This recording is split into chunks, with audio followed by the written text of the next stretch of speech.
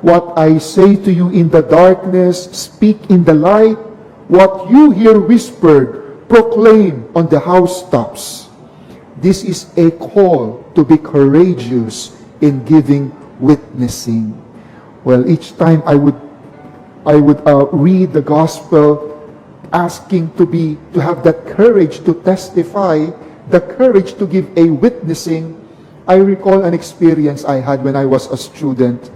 You know, when you were younger, you were kind of not too serious about, your faith, and I guess, kung ano lang gusto nung marami, yun na lang din. So what happened was, one of my classmates got a test paper from the faculty room. I don't know how, pero may test paper. And then, he said, classmate, may test paper ako. Hindi ko kayang sagutan eh. Pwede ba nating sagutan lahat? Go! So we photocopied the test paper with all the answers. And we were like reviewing the examination. And a week before, one of my classmates, a girl, stood up and said, classmates, mukhang this is not good. I don't feel comfortable with what we are to do. Can we just be honest and tell our teacher, accidentally we are able to got hold of a test paper and she can revise the test? But the boys were like, palibhasa, matalino ka, hindi mo na kami inisip. And I was like, oo nga, oo nga, no? So, examination came, and exactly the same test paper, and all of us passed the exam. But the teacher was like, papunta pa lang kayo, pauwi na ako, attitude. And she has another set of test paper distributed again, and she said, something fishy happened last exam, and I don't feel good with the result because all of us passed. So there's another set of tests. And true, yung may alam pass, yung nangamisado bumagsak. But after the exam, all eyes were pointed to one direction, to the girl. And the boys were like, syempre may nag-squeal, syempre may nagsabi kay ma'am, paano niya malalaman yun? And she lived a miserable life because she was outcast, she was like hated, her school bag, even her uniforms were vandalized, and terrible what happened to her. We graduated, good thing, so there was a time na wala na, tapos na. And when I was already inside the seminary, I chanced upon her while riding an MRT. And I was like, uy, kamusta ka? I'm good. And, conversations, and I was not at peace pa with what happened in the past. I cannot move on. So I asked, uy, ikaw ba talaga yung nagchuchu? Chuchu saan? Remember yung examination? I said, oh, that one. And she said, no, I wouldn't do that to you. Pero, di ba what happened? Kawawa ka nun eh. I know, she said, but that helped me. Help me what? Well, it helped me be more convinced of what course I will take. And what did you take? I'm taking law. I'm taking law. I go, good for you, I said. But, galit ka ba sa klase? Nag-move on na ako. Maybe that time, yes. But I learned to move on. Wala na yun. Bata pa tayo nun, sabi. So, since sinabi mo, wala na yun, ha? So, sorry na. Yung bubblegum na isa, nasasabuk mo, galing sa akin yun, eh.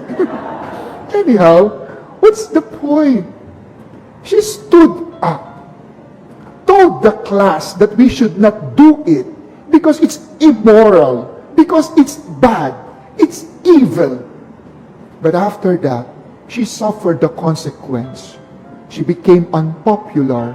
She was hated. Yes, even. Ganun ang nangyari sa kanya. But she's so courageous to stand for the truth, so courageous to correct all of us, so courageous, and I admire her. And that's something that we do missed. Especially nowadays, whenever we watch TV and the politicians are there left and right, you don't know who's telling the truth. And you don't know who's upholding the truth. Because they have their own versions of truth. And sad to say, even people can be persuaded with the truths that they would want to impose and people would want to believe. And sadly, people are buying. And that's something. I guess we have to read and reread the gospel because it calls for courageous people to stand up for the truth. And if you do so, you could be hated. If you do so, you could be included in the target list. But given that, are we willing? Are we willing? That is the challenge of the gospel, that we should not be afraid. We should not be afraid because, yes, God promises He will bring what is hidden to light. And for those who are courageous enough, not a hair will fall because God will be there to stand for you. God will be there to fight for you. And therefore, He just said, stand for the truth. Believe the truth. Uphold the truth. Be a witness to the truth. Be the truth. And we pray that, Lord, please give us that. We need that badly, especially in this time when we are easily persuaded, when truths are bent, and we're already confused kung ano nga ba ang katotohanan. But as you said, the truth will always prevail. And we believe, Lord, we pray for that grace. Our country badly needs the truth to come out. And we pray that you touch our lawmakers and you even touch our hearts so that we too can be truthful with our own lives. Yes, it's easy for us to look at them, to look at the politicians, to look at those people, big people. But in our own way, are we also upholding truth? In our own big and little way, are we treating others equally? In our own businesses, do we witness for the truth?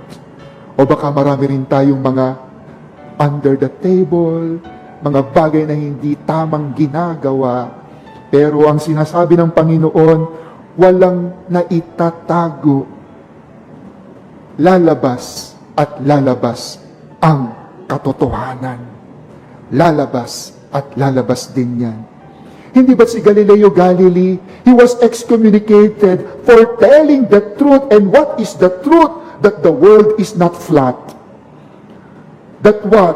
The earth is not the center of the universe. And the church condemned him. He was excommunicated, by the way. Terrible.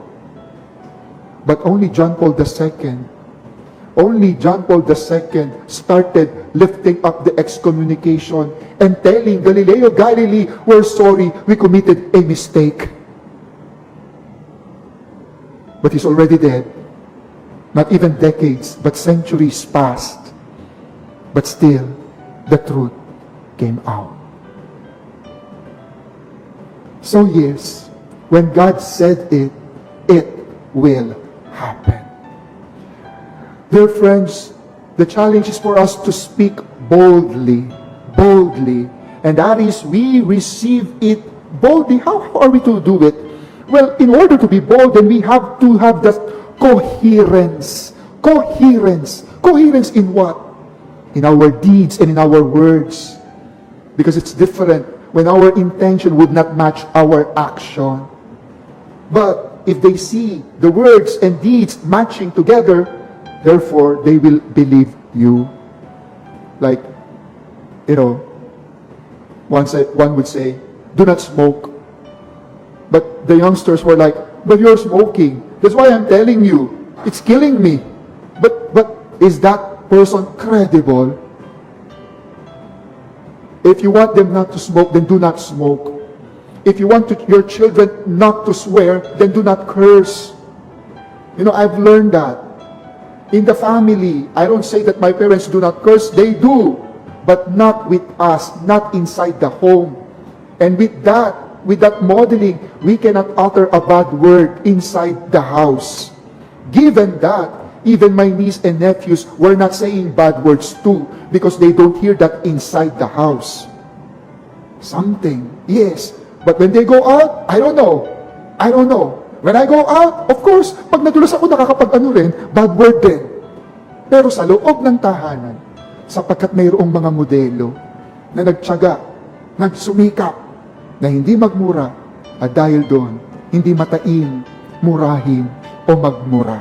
Sapagkat coherence, pinakikita ng salita at ng gawa, ng tangka at ng ginagawa. Marahil yun din ang ating kailangan upang tunay tayong maging tagapagtaguyod ng tama, ng katotohanan, na makita rin sa atin na tayo mismo gumagawa. Na ako rin, na sa sermon dito, gagawin ko rin itong aking pinagsasabi sa inyo. At kayo rin bilang magulang. Lahat ng pinapangaral, isinasagawa din natin. Lastly, the invitation not to fear what can kill the body, but fear what can kill the soul. Right. Do not fear what can kill your body, but fear what can kill your soul. This body will live what? 80 years, 90, 100 if you are strong. But let me tell you that 100 years in the biblical sense is, it says, 100 years is but a sigh. And what is a sigh? S-I-G-H. 100 years. And we lived our life for this body for that 100 years. But compared to eternity, it is like that. We're so afraid of what can kill the body. And given that in order for the body to survive, we are willing to surrender everything, even our own soul. But your soul will live forever. Your body is temporary. And we forgot that it is immortal, that it lives forever. And where will it live forever? In damnation? Or with God? As Jesus said, if you uphold the truth, and you're not afraid even for those who can kill the body, not a hair will fall. For I assure you, whoever denies me before others, I will deny before my heavenly Father. But whoever upholds the truth, upholds Jesus, he will be with me until the end of time. Kaya't huwag kayong paloko. Itaguyod ang tama. Itaguyod ang moralidad. Sapagkat ang inaalok ng Diyos, hindi panandalian, kung hindi forever. Forever. We pray for the grace to be more conscious so that our stand for the truth may reflect the destination where we want to end. Amen.